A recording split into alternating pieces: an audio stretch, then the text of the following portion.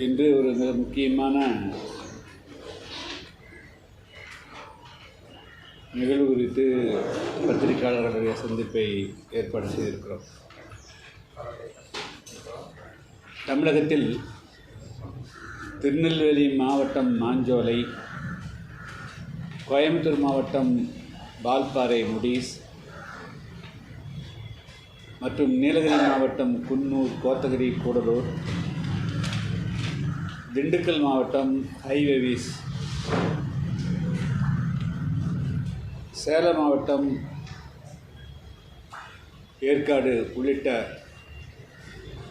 5 மாவட்டங்களில் நான் குறிப்பிட்ட பகுதிகளில் ஏறக்குறைய 200 வருடங்களுக்கு மேலாக தேயிலை, காப்பி தோட்டங்கள் உருவாக்கப்பட்டு அதில் ஏறக்குறைய 10 to 15 லட்சம் தொழிலாளர்கள் பணிபுரிந்து வருகிறார்கள். இதில் தேயிலை தோட்டம் திருநெல்வேலி மாவட்டம் அம்பாசமுத்திரம் அருகே இருக்கக்கூடிய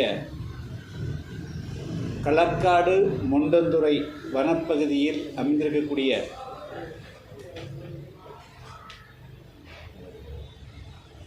மாஞ்சோலை தேயிலை தோட்டங்கள் ஆங்கிலேயருடைய காலத்தில் உருவாக்கப்பட்டவை. அந்த தேயிலை தோட்டங்கள் பின்பு 99 வருட குத்தகைக்காக BBTC, Bombay Burma trading corporation என்று அழைக்கப்படக்கூடிய முகமது அலி ஜின்னா அவர்களுடைய மகள்வழி பேரன் நுசில்வாடியா அவர்களை தலைவராக கொண்ட BBTC நிர்வாகத்திற்கு கொடுக்கப்பட்டது.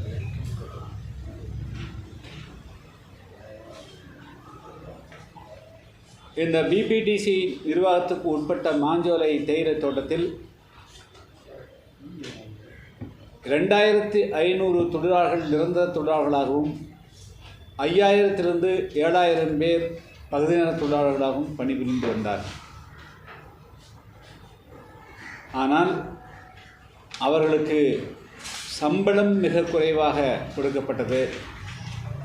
1951ஆம் ஆண்டுக்கான தேயிலைத்தோட்ட தொழிலாளர்கள் சட்ட விதிமுறைகள் எதுவும் அமலாக்கப்படவில்லை. அந்த தொழிலாளர்கள் அரை கொத்தடிமைகளைப் போல நடத்தப்பட்டார்கள் என்பதையெல்லாம் ஆதாரபூர்வமாக மத்திய மாநில அரசுகளிடம் 1998ஆம் ஆண்டு நான் சட்டமன்றத்திலேயும் எடுத்து வைத்தேன், மத்திய அரசிடத்திலேயும் தெரிவித்தோம். அதற்கு பிறகு அந்த தொழிலாளர்களுடைய வாழ்க்கையில் பல முன்னேற்றங்களும் மாற்றங்களும் ஏற்பட்டன. அவருடைய சம்பளம் இப்பொழுது ஏறக்குறைய 490 ரூபாய் வரையிலும் உயர்ந்திருக்கிறது. அவர்களை நடத்தக்கூடிய விதங்களும் தமிழ்நாடெங்கும் மாறின. இந்நிலையில் இப்பொழுது அந்த மாஞ்சோலை தேயிலை தோட்ட தொழிலாளர்களுடைய வாழ்வுரிமையை கேள்விக்குறியாக்கக்கூடிய வகையில் விருப்ப ஓய்வு என்ற பெயரில் அங்கு பணிபுரியக்கூடிய 1000க்கு மேற்பட்ட தொழிலாளர் குடும்பங்களை சேர்ந்தவர்களை கட்டாயப்படுத்தி கையெழுத்து வாங்கி அந்த நிர்வாகம் அனைவரையும் வீட்டுக்கு அனுப்பக்கூடிய நடவடிக்கையில் இறங்கியிருக்கிறார். இன்று தேதி ஜூன் மாதம் 14ஆம் தேதி. இன்றோடு அங்கு பணிபுரியக்கூடிய அனைத்து தொழிலாளர்களுக்கும் வேலையை நிறுத்திவிட்டார். அவர்களை அடுத்த 45 நாட்களுக்குள்ளாக அந்த மாஞ்சோலையிலிருந்து அவருடைய இருப்பிடத்தை காலி செய்யவும் அந்த நிர்வாகம் வற்புறுத்துகிறார்.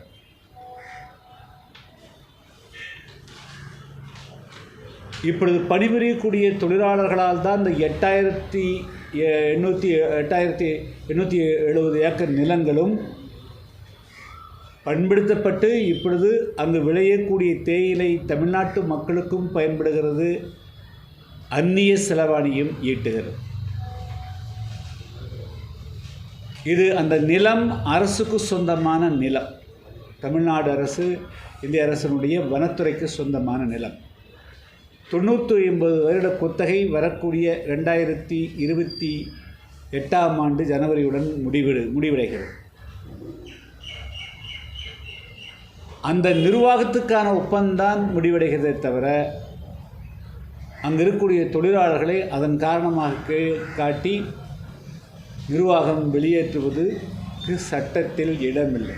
இருந்தாலும் கூட அங்கு பணிபுரியக்கூடிய தொழிலாளர்களை வேண்டுமென்றே பழிவாங்கக்கூடிய நோக்கத்தோடு பிபிடிசி நிர்வாகம் அவர்கள் மீது கத்தியை கழுத்திலே வைத்து சங்க செயினை பறிப்பதைப் போல அவருடைய வாழ்வுரிமையை பறிக்கிறார்கள்.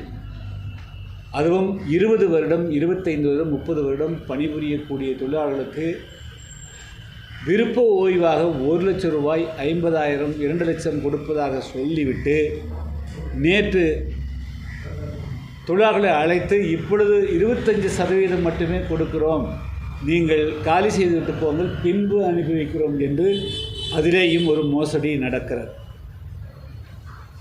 நான் இவைகளையெல்லாம் குறித்து தமிழ்நாடு முதலமைச்சர் அவர்களுக்கு விரிவாக ஒரு கடிதம் எழுதியிருக்கிறேன்.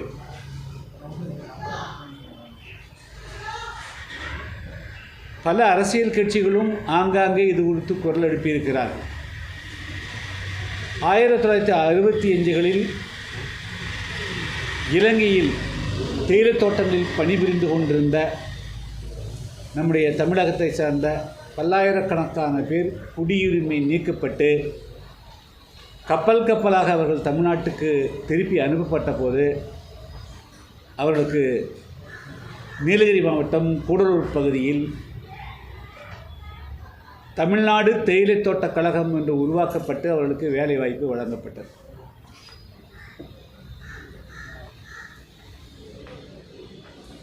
காரணம் என்னவென்றால், இந்த தேயிலைத் தோட்டங்களில் பணிபுரியக்கூடியவர்களுக்கு வேறு எந்த வேலையும் தெரியாது என்ற காரணத்தினால் அவர்களால் அந்த குளிரான பகுதிகளில் தொன்று இருந்துவிட்டு வெயிலும் அதிகமாக இருக்கக்கூடிய தரைப்பகுதிகளில் அவர்களால் அக்காமடேட் ஆக முடியாது. மற்றும் வேறு விவசாய பணிகளுக்கும் அவர்கள் பழக்கமில்லாதவர்களாக இருப்பார். எனவே அவரை வாழ வைப்பதற்காக கூடலூர் பகுதியில், நீலகிரி, ஊட்டி, கோத்தகிரி பகுதியில் தேயிலைத் தோட்டங்கள் உருவாக்கப்பட்டன. அதேபோல் வால்பாறையிலும் டேன் டீ என்ற பெயரில் தமிழ்நாடு தேயிலைத் தோட்டக் கழகம் உருவாக்கப்பட்டு இலங்கையிலிருந்து வரவழைக்கப்பட்ட தொழிலாளர்களுக்கு உங்கள் வேலைவாய்ப்பு வழங்கப்படுகிறது. இப்படிப்பட்ட சூழலில் தமிழ்நாட்டில் இலங்கையில் ஏற்பட்டதை காட்டிலும் ஒரு மோசமான நிலைமை இப்போது பணிபுரிந்து கொண்டிருக்கூடிய தொழிலாளர்களை அவர்களுடைய தொன்று இருக்கக்கூடிய 4-5 தலைமுறை இருக்கக்கூடியவர்களை வெளியேற்றக்கூடிய ஒரு மோசமான நடவடிக்கை இருக்கிறது. எனவே தமிழ்நாடு அரசு, தமிழ்நாடு முதலமைச்சர் அவர்கள் இந்த பிரச்சனையில் நேரடியாக உடனடியாக தலையிட்டு அவருடைய வாழ்வுரிமையை பாதுகாக்க வேண்டும். பிபிடிசி நிர்வாகம் 1990களில் எப்படி தொழிலாளரிடத்திலே ஈவிரக்கமற்ற முறையிலே நடந்து கொண்டதோ அதே போல் அதை காட்டிலும் இப்பொழுது மிக கொடூரமாக நடந்து கொள்கிறார்கள். அவர்களுக்கு குடியிருக்கக்கூடிய பகுதிகளில் குடிநீர் நிறுத்தி விடுவோம், மின்சாரத்தை துண்டிப்போம் என்றெல்லாம் அவர்கள் இப்பொழுது அச்சுறுத்தப்படுகிறார்கள். எனவே இதெல்லாம் அப்பட்டமான மனித உரிமை மீறல். எனவே தான் இப்பொழுது அவர்களை காப்பாற்றுவதற்கு ஒரே வழி, அந்த பிபிடிசி நிர்வாகம் குத்தகை முடிந்தால் அதை தமிழ்நாடு அரசு தேயிலைத் தோட்டக் கழகமே எடுத்து நடத்தி தொழிலாளர்களுடைய வாழ்வுரிமையை பாதுகாக்க வேண்டும் என்பதுதான் என்னுடைய மிக முக்கியமான வேண்டுகோள் ஆகும். எனவே இது குறித்து நாளை இன்னும் 2-3 நாட்களில் தமிழ்நாடு சட்டமன்றம் 20ஆம் தேதி கூடவிருக்கிறது. அதில் பிரச்சனையை எழுப்பி இது மாநில அரசுடைய கவனத்துக்கு கொண்டு வர வேண்டும் என்று எதிர்க்கட்சித் தலைவர் அன்பு சகோதரர் எடப்பாடி பழனிசாமி அவர்களுக்கும் நான் கடிதம் எழுதியிருக்கிறேன். அதேபோல் தமிழ்நாட்டில் கூடிய அனைத்து அரசியல் கட்சிகளுமே இதில் அரசியல் பாராது தமிழ்நாடு சட்டமன்றத்திலே குரல் கொடுக்க வேண்டும். அதேபோல் தமிழ்நாடு முதலமைச்சருக்கு இதனுடைய உண்மைத்தன்மையை எடுத்து சொல்லி அவருடைய வாழ்வுரிமையை பாதுகாக்க வேண்டும் என்பதுதான் என்னுடைய வேண்டுகோளாகும். இன்னொன்று அந்த தேயிலைத் தோட்டங்கள் 99 குத்தகைக்கு வருடம் அது காப்புக்காடு ரிசர்வ் ஃபாரஸ்ட் 8800 ஏக்கர் நிலப்பரப்பு 2028 அதுக்கான ஒப்பந்தம் முடிவடையும் என்பது இந்த அரசுக்கு தெரியும், அந்த நிர்வாகத்துக்கு தெரியும். ஆனால் அப்படி இருக்கின்ற பொழுது 2015ஆம் ஆண்டு ஜூன் மாதம் 15ஆம் தேதி அன்று அந்த நிலத்தை 50 கோடி ரூபாய்க்கு ஹெச்டிஎஃப்சி வங்கியில் அந்த பிபிடிசி நிர்வாகம் வந்து அடகு வச்சு கடன் வாங்கிக்கிறாங்க. இதுக்கு உடனடியாக அங்கே இருக்கக்கூடிய தாசில்தார், விஓ எல்லோருமே சான்றிதழ் அடிச்சிருக்கிறாங்க. அரசாங்கத்துக்கு காப்பு கார்டுன்னு தெரிஞ்ச பிறகும் அது உரிமையாளர் அவர்கள்னு சொல்லிட்டு கொடுத்துக்கிறாங்க, அது சர்டிஃபிகேட் கொடுத்துக்கிறாங்க. அங்கே இருக்கக்கூடிய பதிவாளர் வந்து அதை பதிவு பண்ணிக்கிறாங்க அந்த அடமானம். ஸோ இப்படி வந்து பல வகைகளில் வந்து அத்துமீறல் நடைபெற்றிருக்கிறது. அதை வந்து இதன் மூலமாக வந்து அந்த நிலத்தை தொழிலாளர்கள் வெளியேற்றி விட்டு மீண்டும் தொடர்ந்து பிபிடிசி நிர்வாகமே அந்த அந்த 8,000 ஏக்கரின் தன்னுடைய கைவசப்படுத்தி கொண்டு வேறு ஏதோ தவறான செயலில் ஈடுபடுத்துவதற்காக அந்த தேயிலை தோட்டங்களை பயன்படுத்துவதற்குண்டான ஒரு சதி இருப்பதாகவே நான் வந்து கருதுகிறேன். எனவே முதல்ல தமிழ்நாடு அரசு தேயிலை தோட்ட கழகத்தின் வாயிலாக அந்த ஒட்டுமொத்த தேயிலை தோட்டங்களையும் மாஞ்சோலை தேயிலை தோட்டம் நடத்த வேண்டும், அவர்களை பாதுகாக்க வேண்டும் என்று நான் கேட்டுக்கொள்கிறேன்.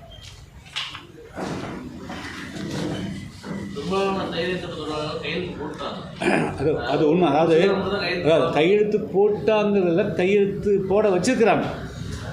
அதாவது தனித்தனியாக அழைச்சி நான் வந்து மூடிட்டு போக போகிறேன், உனக்கு ஒன்றும் இல்லாமல் போயிடும், கிடைக்கிறத வாங்கிக்கோ அப்படின்னு அவங்க மட்டும் இல்லைங்க, அந்த மாவட்ட ஆட்சியர்கள், அவங்க மாவட்டத்தில் இருக்கிற நிர்வாகிகளும் மாவட்ட ஆட்சியர்களும் அதுபோல தான் பேசிக்கிறாங்க.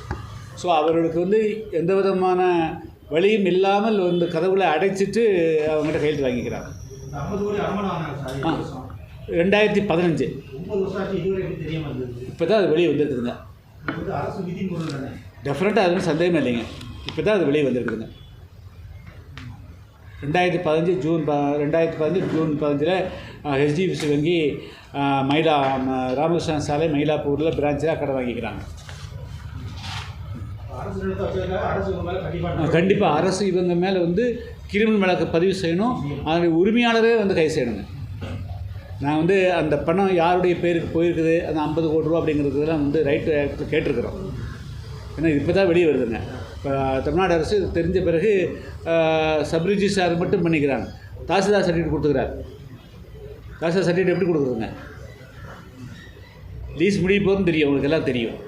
அதுபோக அரசாங்க நிலம் இப்போ வந்து நம்ம வீட்டில் வந்து அடமானத்துக்கு வந்து ஒரு வீடு இருக்கிறோம்னா அந்த வாடகைக்கு இருக்கோம்னா அந்த வாடகைக்கு இருக்கிறது குத்தகைக்கு இருக்கிற வீட்டை வந்து நம்ம பேங்க்கில் அடமானம் வைக்க முடியாது, சட்டப்படி வைக்க முடியாது. அது அரசோட நிலம். அதனால் வந்து அது அவங்க மேலே வந்து வழக்கு பதிவு செய்யணும் உடனடியாக. இப்போ எப்படிங்க? இல்லை, அதான் எல்லாமே ஒரு தவறு இருக்குதுங்க. ஹெச்டிஎஃப்சியுடைய சட்டப்பிரிவு ஆலோசனை பண்ணிட்டு கொடுமல்ல, இந்த மாதிரி நிலத்தை கொடுக்குறாங்க. 1927 போட்ட ஒப்பந்தத்தினுடைய ஒரிஜினல் நகல் கொடுத்துக்கிறாங்க. அப்போ அது வந்து வேணுமே சட்ட சிக்கலை உருவாக்க வேண்டுங்கிறது உங்களுக்கு நிர்வாகம்னா இவங்க 27 வெளியே போகிறது தெரியுங்க.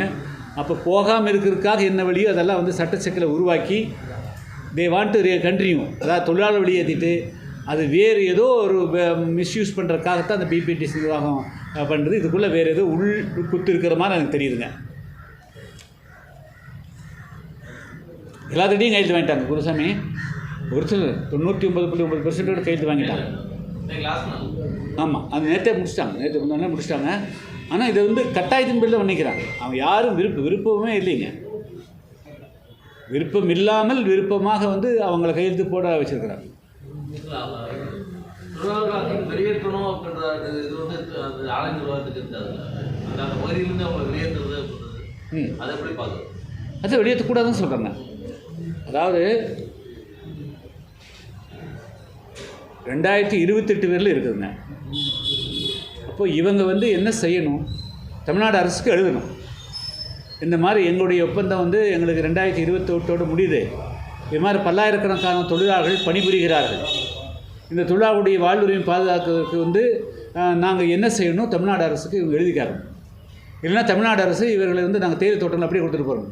எங்கள் வந்து 4-5 தலைமுறைகளாக வந்து கொசுக்கடியில், மிளகுகளுக்கிடையே, தேயில்கடியில், பாம்பு கடியில் இருந்து உருவாக்கப்பட்ட தேயிலை தோட்டங்களை அழிக்கிறதுக்கு எப்படி தமிழ்நாடு அரசு ஒத்துக்க முடியும்? ஒத்துக்கணும்.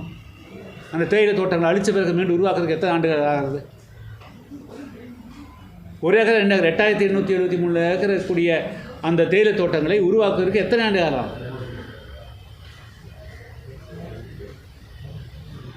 ஆனால் ஒரு காலத்திலும் அது மீண்டும் அந்த தேயிலை தோட்டங்களை அழிப்பதற்கோ அல்லது அழிந்து போவதற்கோ தமிழ்நாடு அரசு அனுமதிக்கக்கூடாது.